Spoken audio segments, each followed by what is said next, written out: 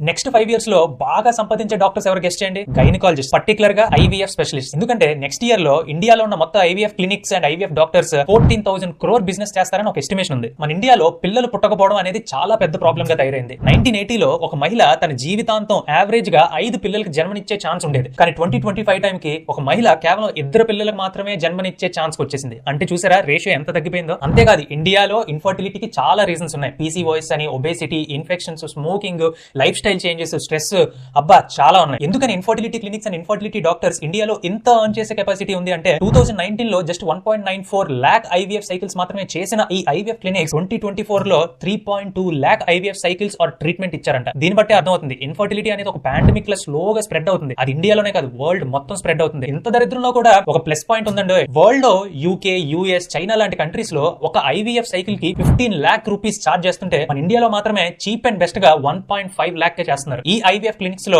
Top లో ఉన్న companies ఏంటంటే Indira IVF, Nova IVF, Oasis IVF and 49. ఈ 4-5 కంపెనీసే సంవత్సరానికి 3,000 నుంచి 4,000 కోట్లు బిజినెస్ చేస్తున్నాయంట. అంటే 2026 ఐవీఎఫ్ ఫర్టిలిటీ డాక్టర్స్ కి క్యాష్. ఇలాంటి కంటెంట్ వీడియోస్ కోసం నన్ను ఫాలో అయిపోండి.